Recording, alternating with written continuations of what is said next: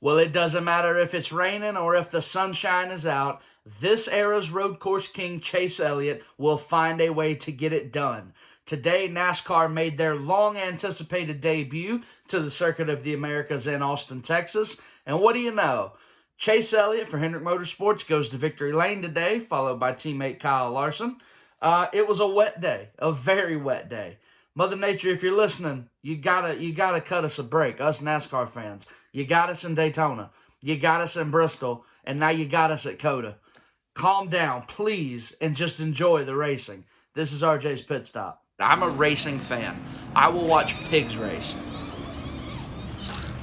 That's atrocious. That is disgusting. I'd never want to see that again. I'm fed up, and you should probably turn this off. That's right. Today was finally the day that we saw the NASCAR Cup Series make their debut at COTA, Circuit of the Americas in Austin, Texas.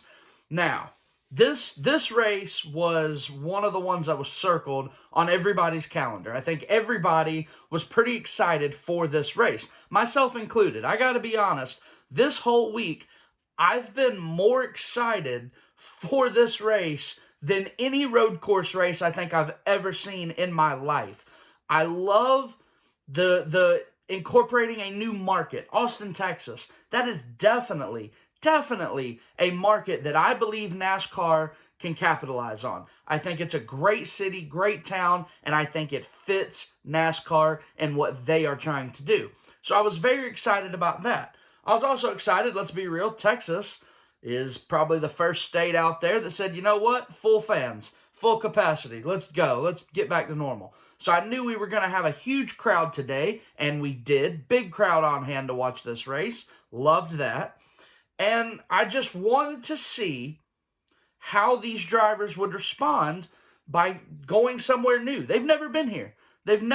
None of these Cup drivers have ever ran a race at Circuit of the Americas. This is a track that's only used for Formula One. I think Indy cars ran there, some other sports cars, stuff like that. But none of these Cup Series drivers would have an advantage over the other. And that's why I looked at the number 9 for Chase Elliott. If everyone is on the same level of experience, who are you going to go with? You're going to go with the guy that's the most talented or the guy that's the best, because no one else has an upper hand. So you're going to go with Chase Elliott. And I said it last week on the pit stop. It wouldn't surprise me if I was sitting here tonight talking about the number 9 car being a victory lane. And that's exactly what I'm going to talk about. So Chase Elliott wins this race. Now, yes, they did not get to technically finish the race. There was still 14 laps to go when NASCAR finally called the race for visibility concerns. I'm going to get to the visibility here in a minute because there were visibility concerns when they took the green flag. So they're going to have to work on that one. But Chase Elliott, the sport's most popular driver, happens to be leading with 14 laps to go. And yes, the rain picks up. The visibility is low. The track, they are losing the track to too much rain. I agree. I agree with NASCAR's decision that they needed to red flag the race right there, and they needed to take care of the track. I agree. But I've already seen people on Twitter saying, oh, well, of course, they stopped the race when Chase Elliott's leading, knowing Chase Elliott still had to make another pit stop and was not going to win this race. But NASCAR said, you know what, we'll go ahead and just end it right now, and our boy Chase Elliott will win. Now, I don't necessarily agree with that narrative. I do think that played a role in them stopping the race, though. Let's be real. NASCAR, this is a new market. This is a new city, a new track, new fan base. How do you capitalize on an inaugural event? Have your most popular driver win the race. Come on, come on now. This made total sense for NASCAR. Now, I'm not saying that they fixed this race at all. Chase Elliott is the best road course racer in that garage area. He wheeled his ass off to get to the lead in the pouring rain, past everyone else to get to the lead and hold on to it. Now, let's look back. I will always go to this. let's look back on the 2000 and... Damn, I should have wrote it down. Probably 2012, 13, whatever it was. I think it was 12. The 2012 Daytona 500. That race, as everyone's going to remember, is the race where Juan Pablo Montoya hit the jet dryer and it exploded and it melted part of the racing surface at Daytona International Speedway. Now, I get it. That's the Daytona 500. You want to finish that race. It's your Super Bowl. You're on Fox on a Monday night. You got the ratings through the roof. I get it. You want to put on a show. But I watched them sit there and repair that track for, I would say, at least 2-3 hours. I mean, they were using powdered Tide to get it clean. Then they had to repave it. Then they had to wait for it to dry. They did all of this, in my opinion, because Dave Blaney was the leader. Hypothetically, what if Dale Earnhardt Jr. had been leading that race when Montoya blew the jet dryer up? Do you really think, as a NASCAR fan, do you really think NASCAR would have spent 2-3 hours getting the track ready to restart a race at 10 p.m. when you could just go ahead and hand the race to your most popular driver? Now, I'm not a conspiracy guy. Actually, screw that. Yeah, I am. This absolutely played a role in today's outcome. It had to. You knew Chase Elliott had to pit. He wasn't going to win this race. You knew the track was getting worse, though. Do you let these guys run till they just physically can't? Or do you just go ahead and call it now, make sure your most popular driver wins the race, and you look good because we're looking out for driver safety? I'm just saying, I think it played a role in the Daytona 500 a few years ago with Montoya and with Dave Blaney. And I think it may have played a role in stopping the race today. Now, in case you didn't hear, it rained. It rained, and then it rained some more in Austin, Texas today, of course. Because whenever NASCAR has an anticipated race that everybody's waiting on, Mother Nature just likes to stick her middle finger up and screw us. The Daytona 500, the dirt race at Bristol, and now COTA, we have had weather problems for the 3 most anticipated races of the season so far in the Cup Series. Lovely. The rain today was an absolute problem. And NASCAR knows that they dropped the ball. Listen, everyone has seen the highlight already of Martin Truex Jr., blind, cannot see a thing, run straight into the back of Michael McDowell. Now he's going real slow, and here comes Cole Custer out of nowhere, not letting off. I mean, this dude is smoking everybody and almost flips Martin Truex Jr. over. He drives straight through Martin Truex, and then he hits an inside wall that came out of nowhere. The car gets caught on fire. This was an awful, awful wreck. It's everywhere, though. Everyone's seen it on Twitter, on SportsCenter, if they're even showing NASCAR highlights. I doubt it. This wreck is everywhere. This is unacceptable. Martin Truex was obviously not very happy about it. It says he could have killed him.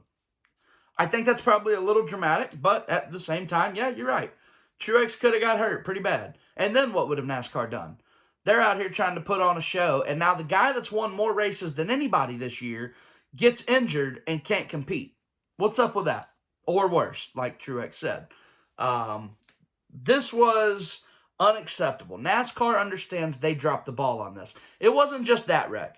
You had Kevin Harvick blindly getting into an accident. He doesn't even know what happened. He was pissed. He had some strong comments after the race, and I believe he should have. He said it was the dumbest thing NASCAR's done, dumbest thing he's been a part of, and I don't disagree with it, I got to be honest. Bubba Wallace, he blindly got into a wreck, and side note here, actually, Fox had to go and talk to his crew chief after because Bubba was not in the mood to talk on television. Listen, I'll be honest with you guys. I have a very short temper. I get in a bad mood. I am not a great... I'm the worst sore loser you've never met. Let me tell you. So, I understand Bubba being pissed, but this is like the 3rd time this year that he's blown off the TV cameras. the guy needs to kind of grow up a little bit because he's kind of turning into a diva, and he's kind of turning into that guy that all the old white men on Facebook say he is. So he needs to kind of chill out with all those antics, get back to being the Bubba Wallace that was humble and kind and was a fan favorite. Anyway, we had Harvick, you had Bubba, you had the Truex and Custer wreck. Christopher Bell's day ended. He ended up on the back of a tow truck. But the move of the day had to come from Kurt Busch and how he navigated in between those two cars, Kyle Busch and I believe it was Austin Dillon, how he navigated through them off the track. He hydroplaned. He had absolutely no grip, nothing he can do about it. And I believe that was the final straw for NASCAR today when they finally said, you know what, this track's too wet. We need to get on out of here before another driver gets hurt. We cannot have this. But that highlight of Kurt Busch running off the track and not hitting anybody, give that to me on a loop. I cannot get enough of that clip. Now, on a more positive note, we did have some milestones today. Chevrolet got their 800th win in NASCAR. That is a huge number. That's ridiculous to me. 800 wins. Now, I get it. They've had some all-time greats. They had Earnhardt. They had Jimmy. They had Jeff. They had everybody pretty much. But 800, that is a huge number. And what a day for Chevy. Congratulations to them. 800, that is mind-boggling to me. But today was also another big day for Hendrick Motorsports. I don't want to spend too much time on it because I gave y'all a 20-minute love fest of Hendrick Motorsports last Sunday. But Hendrick Motorsports got their 268th win as an organization, tying them with Petty Enterprises for the most wins in NASCAR history. Wow. I have long said Rick Hendrick is the greatest team owner in NASCAR history. Now I'm getting the stats that back it up. This is an incredible milestone for him. They're going to a track next week, Charlotte, which is literally in their backyard. If you don't live in the Charlotte area, or if you've never visited Hendrick Motorsports, it would not be a very far walk if you walked from Hendrick Motorsports to Charlotte Motor Speedway. So now they are going to be racing in their backyard next week for the Coke 600, and I believe Hendrick Motorsports could stand alone next week for the most wins in the history of NASCAR. And wouldn't that be a great 3-week stretch for Hendrick Motorsports? We also had some surprise top 10s today. My boy, the Watermelon Man Ross Chastain, got up there and led some laps. And because of a pit strategy, them staying out a little longer, he gets caught up, caught behind some people, and he still mows his way back up to 4th. What a run. A career day for Ross Chastain, and I did not see this coming. I did not think of Ross Chastain as a road course guy. He proved me wrong today, though. The Watermelon Man coming home 4th is a beautiful surprise for me as a fan and for Chip Ganassi, who was having a great day before Kurt's incident. Great day for Chip Ganassi, also in Indianapolis. Scott Dixon winning the pole for the Indy 500. Great day, though, for Ross Chastain, living up to the hype that I think I've put on him. I've told anyone that'll listen, Ross Chastain is a stud and should be treated as such. Also today, A.J. Allmendinger finishing 5th for Colleague Racing. Now, a few weeks ago, I mentioned Colleague Racing is looking to go full-time in the Cup Series in 2022. I wonder who their driver would be. Now, with 7 road courses on the Cup Series schedule this year, and potentially maybe an 8th if we get a street course next year, I think Colleague Racing has to look to A.J. Allmendinger to be the guy to pilot that full-time ride if they decide to make the move next year. This would be an absolute no-brainer.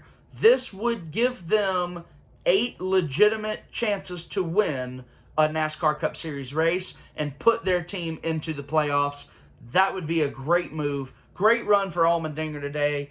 He definitely looked like he had more experience out there than anybody else. Speaking of great runs that came out of nowhere, Chase Briscoe coming home 6th for Stewart-Haas Racing and that number 14 team. Listen, it's been an awful year for Eric Almirola. He is ready for this season to end. Kevin Harvick crashed out today. Cole Custer crashed out today big. Stewart-Haas needed something, some kind of silver lining, And what do you know? Chase Briscoe, who has not had a great season at all. This guy has had a bad season, if we're going to be honest. For him to drive up through the field and finish 6th today, great run for them. They absolutely needed it. Congratulations to them. Also, congratulations to a road course ringer who happens to have a Daytona 500 ring, Mr. Michael Mcdowell. Got up there, led some laps, ran real good, brought it home 7th. He is continuing to show that maybe that Daytona 500 win back in February wasn't a total fluke, and this is someone that you're going to have to kind of pay attention to when the playoffs start in a couple months. Overall today, I thought we had some pretty decent racing. Now, it's hard to gauge it because they were racing in a tropical storm. I mean, the rain was stupid. It was ridiculous. It's a shame that COTA really didn't get a fair shot to showcase what NASCAR at COTA can be about. But I would love to see the Circuit of the Americas and Austin, Texas, and the fans there. I would love if they got another opportunity next season to really put that track on the map. I believe they deserve a date on the NASCAR Cup Series schedule next year. Hopefully it doesn't rain. And I think we should judge, NASCAR's future at COTA off of what happens next year should they go there. Today, figuratively and literally, was kind of just a wash. But that's all we've got for this week with COTA. Next week, Memorial Day, the greatest day of racing. It starts with the Indy 500 at noon. It's the only IndyCar race I watch because it's the only one that's watchable. Let's be real.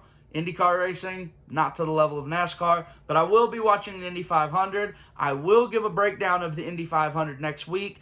I'll probably just throw it in with the Coca-Cola 600 video that I'll do next week because, as we know, the greatest day in racing, we have Indy 500, and then you got a little break, and then we go 600 miles at Charlotte Motor Speedway, the Coca-Cola 600 Memorial Day Classic. Cannot wait. I'm really looking forward to next week. I hope you guys are too.